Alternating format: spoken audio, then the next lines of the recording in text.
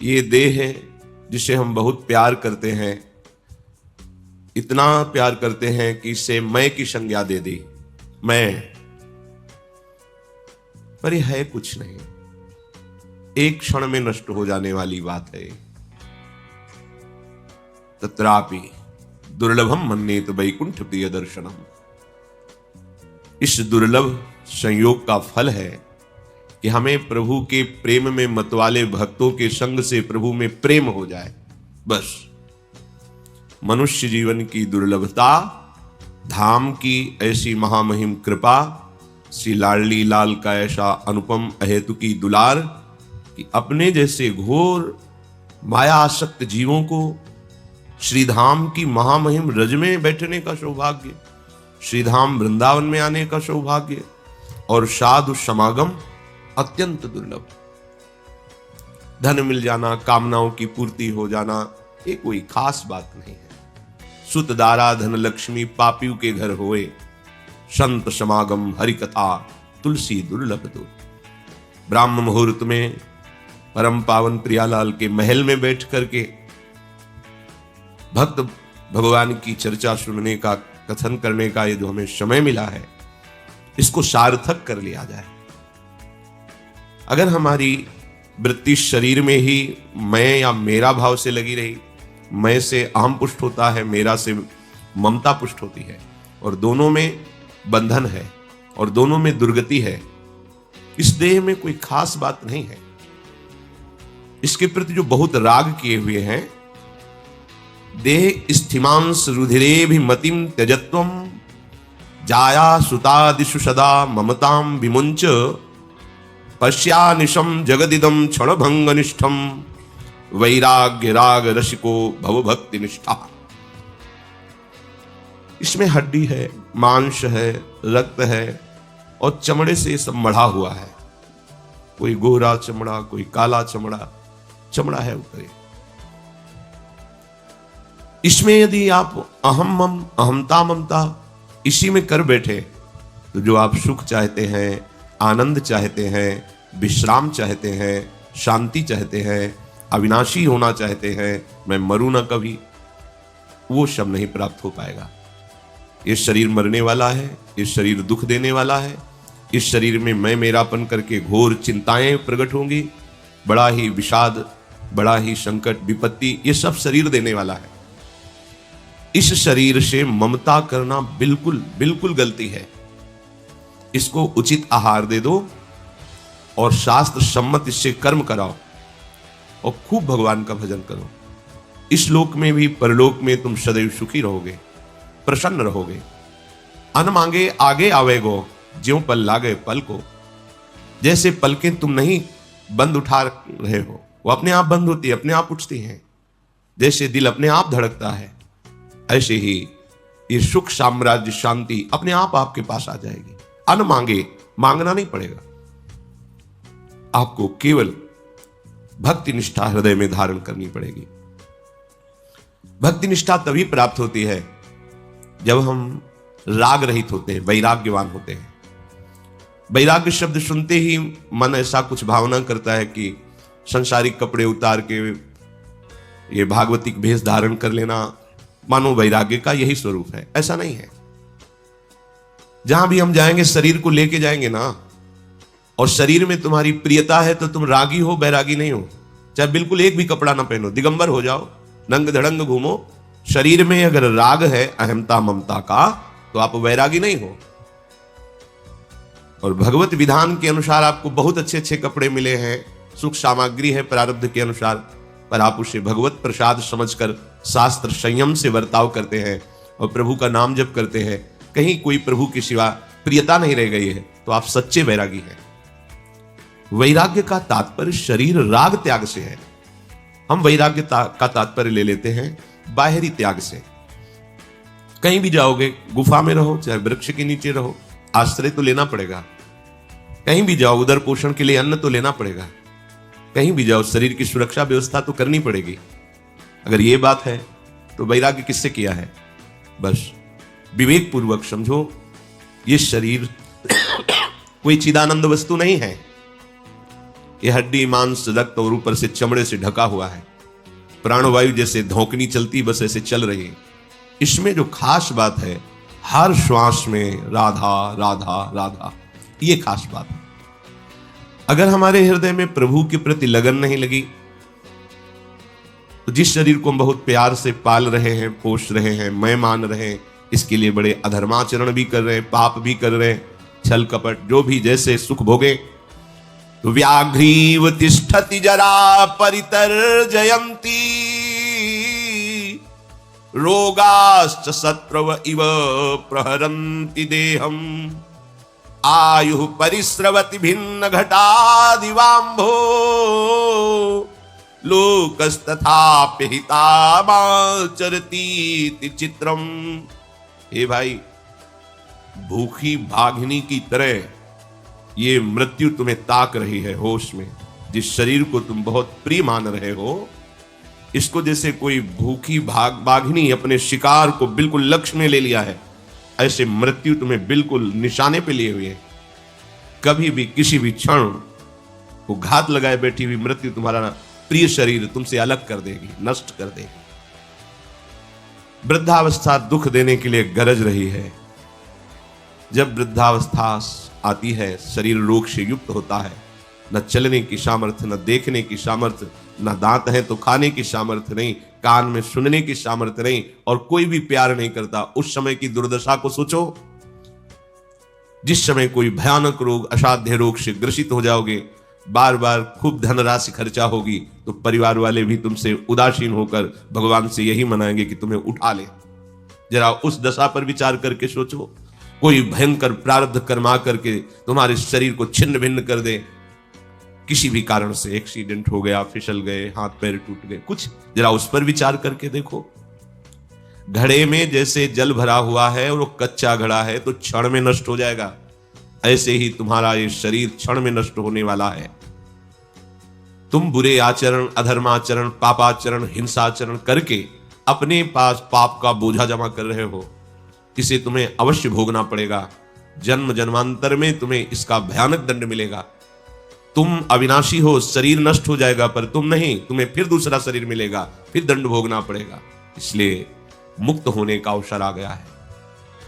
जो हमसे गलतियां हुई हैं, पापाचरण हुए हैं, इनसे तुम इस जन्म में छुटकारा पा सकते हो।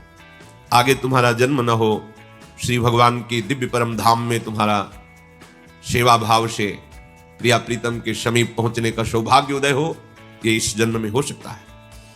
प्रबल पुरुषार्थ करके, मन की मनमानी छोड़ करके, खूब नाम जप करते हुए, दूसरों को सुख पहुंचाने की भावना रखते हुए कोशिश करो, सब में आराध्य देव की भावना करो। इसी जन्म में तुम्हारे सारे पाप नष्ट हो जाएंगे, तुम्हारा हृदय शांत हो जाएगा, आनंद की उमगन आने लगेगी। अगर तुम भजन नहीं करोगे, खूब धन कमा लो, खूब वैभव एकत्रित कर लो, खूब मित्र बना लो, पर ईर्ष्याम छिंदि भज क्षमाम जहि मदम पापे रतिम मा कृथा सत्यम ब्रूहन याहि साधु पदवीम सेवस्व विद्वज्जनान् मान्यान् मानय विदुषोऽप्यनुनय प्रच्छादय स्वान् गुणान् कीर्तिं पालय दुःखिते कुरु दया में तत्सताम लक्षणम। तुम्हारे पास सब कुछ है, लेकिन तुम जलन से बच नहीं सकते। तुम्हें ईर्ष्या जला के राख कर देगी। तुम्हारे सामने तुम्हारे जो वैभव, संपत्ति, मित्रता, पद, प्रतिष्ठा है, उससे आगे वाले को दिखाया जाएगा। वो देखो तुमसे बड़ा वैभव वाला, संपत्ति वाला, तुम जलोगे। ऐसा ना सोचो कि अगर इतनी संपत्ति हो जाए, इतना वैभव हो जाए, इस पद पे पहुंच जाऊं, इतने लोग मेरे हो जाएं तो मैं सुखी हो जाऊंगा। नहीं, तुमसे बड़े को सामने रखा जाएगा और तुम्हारे हृदय में ऐसी ईर्ष्या प्रकट होगी कि तुम्हारा नाश कर देगी। ईर्ष्या दूसरों का नाश नहीं करती, अपना नाश करती है। जिसके हृदय में ईर्ष्या होती है वो जलता रहता है, उससे ऐसे आचरण होते हैं कि वो अपना ही अपने कर्म के द्वारा नाश कर लेता है। इसलिए इस ईर्ष्या को मिटाने के लिए साधु संग के द्वारा प्राप्त विवेक से खूब भजन करो। भजन की वृत्ति हृदय में आएगी तो ईर्ष्या की अग्नि तुम्हारे हृदय में दाह पैदा नहीं कर पाएगी, शांत हो जाएगी। बुरा करने की मन में भावना बनी रहती है। बुरा कहते हैं जिसे संत सदगुरुदेव शास्त्र आज्ञा करते हैं कि ये नहीं करना चाहिए। हमारा मन उत्साहित रहता है वो करने के लिए, यही माया का प्रवाह है। आप विचार पूर्वक देखते हैं कि नहीं करना चाहिए, पर आप करते हैं क्योंकि आपके पास नाम की सामर्थ्य नहीं है, भजन की सामर्थ्य नहीं है, आपका विवेक पुष्ट नहीं हुआ है। इसलिए ना चाहते हुए भी मन बुद्धि के द्वारा ऐसे काम हो जाते हैं, ऐसी क्रियाएं हो जाती है जो हमें दुर्गति भोगनी पड़ती है। इसलिए भजन के बल से बुरे आचरण को त्यागो, भजन के बल से ईर्ष्या त्यागो, भजन के बल से बुरे आचरण त्यागो। तुम्हें जो धन मिला है, शरीर मिला है, रूप मिला है, विद्या मिली है, अधिकार मिला है, इसका अभिमान मत करो। इसे सेवा में लगाओ, सुख पहुंचाने में लगाओ। पारिवारिक जनों को, मित्र जनों को, ग्रामीण जनों को, देश के प्रत्येक नागरिक को जो हमारे समीप आ जाए, वाणी के द्वारा, शरीर के द्वारा, सेवा सामग्री के द्वारा, क्योंकि सब में मेरा प्रभु विराजमान है, ऐसी भावना से धन को सार्थक करो, यौवन अवस्था को सार्थक करो, विद्या को सार्थक करो, अपने पद अधिकार को सार्थक करो। दूसरों को दंड देने में नहीं, दूसरों को सुख देने में। अगर हम दूसरे का सुख छीन करके सुखी होना चाहते हैं तो बहुत बड़ा भ्रम है। तुम ऐसा करोगे तो पूरे परिवार को भी दंड मिलेगा, क्योंकि उस छीने हुए सुख का भोक्ता जो जो बनेगा उसको पीड़ा मिलेगी, उसको दंड मिलेगा।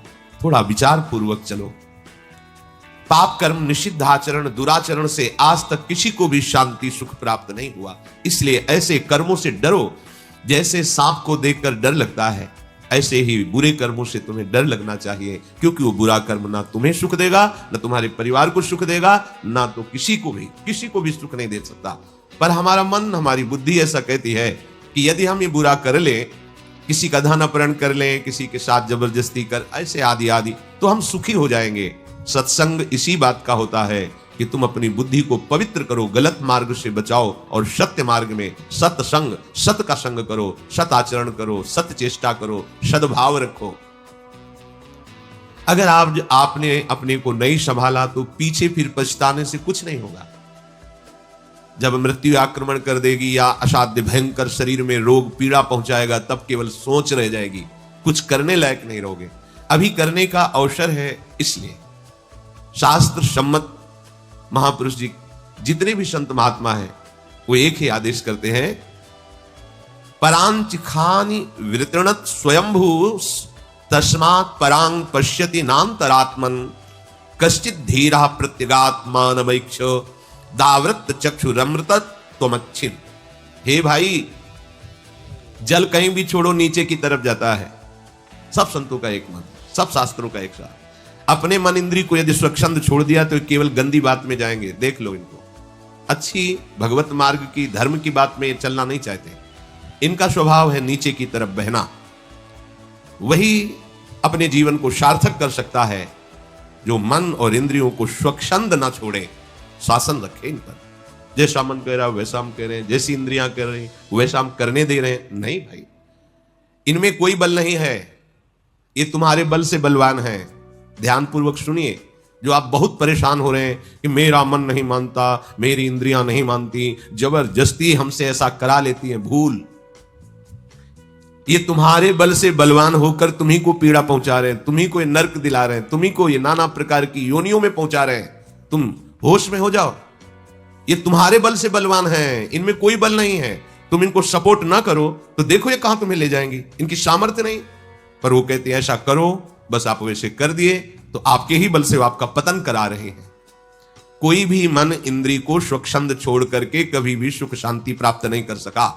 इसलिए मन इंद्रियों को स्वच्छंद मत छोड़ो। बाहर विषय भोग कर सुख प्राप्त करने की लालसा का त्याग करो और हृदय में सुख सिंधु भगवान तुम्हारे बैठे हुए लौटो। अपने इंद्री मन को हृदय में लगाओ तो वही सुख समुद्र लहरा रहा है। यहां घर में खोई हुई वस्तु को यदि बाहर खोजा जाए तो वर्षों खोजने पर भी नहीं मिलेगी, क्योंकि घर में खोई है।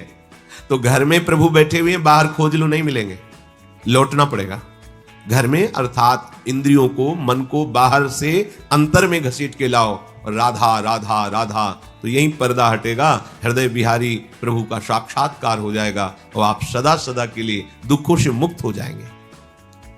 नाना प्रकार के द्वंद्व सदैव जलाते रहते हैं बड़े बड़ों को, जब तक भगवत चिंतन नहीं होता, भगवत आश्रय नहीं होता। जहां हमें धन का अभिमान, बल का अभिमान, विद्या का अभिमान आदि आदि जागृत हुआ, तो ये इतना दूषित अभिमान है कि ये भगवान का विरोध शुरू कर देता है। कुछ नहीं भगवान, कौन भगवान, कहां भगवान, कैसे भगवान। देखो कितना गंदा अभिमान है। सर्वलोक महेश्वर जिनके आधार पर हम जीवित हैं, ये वायु, ये जल, ये पृथ्वी, ये अग्नि, यही हमारे प्राणों का पोषण कर रहे हैं, इसी से शरीर बना हुआ है और हम स्वयं उनके अंश हैं और उन्हीं की अवहेलना करने लगते हैं। अभिमान, इस अभिमान का नाश हुए बिना हमारे को आनंद नहीं मिलेगा। आनंद का अनुभव कराने के लिए, इस अभिमान को गलित करने के लिए सत्संग हो रहा है। विवेक के द्वारा समझिए तुम किस बात का अभिमान करते हो, तुम्हारे पास है क्या जिसको तुमने प्रकट किया हो। नहीं, सब मेरे प्रभु का प्रकट हुआ। हर वस्तु, अग्नि को प्रभु ने प्रकट किया, वायु को प्रभु ने प्रकट किया, आकाश को प्रभु ने, जल को, पृथ्वी को, उसी पंचभूतों से शरीर। और ये जो मैं कह रहा है, अंतःकरण धर्म में अहंकार, इसको भी जो बल मिल रहा है वो प्रभु से। और जो अंश है जीव, वो भगवान का ही अंश है, भगवत स्वरूप है। तो तुम्हारी सत्ता क्या है? यदि तुम प्रभु की अवहेलना करते हो तो कितना बड़ा ज्ञान करते हो, कितना बड़ा अपराध करते हो। पर अज्ञान, अपराध ये कहीं भास ही नहीं रहा है, बस मूढ़ता लिए हम दौड़ते चले जा रहे हैं। इसलिए सावधान होकर एक एक श्वास प्रियालाल के नाम में, प्रियालाल के चिंतन में लगाइए।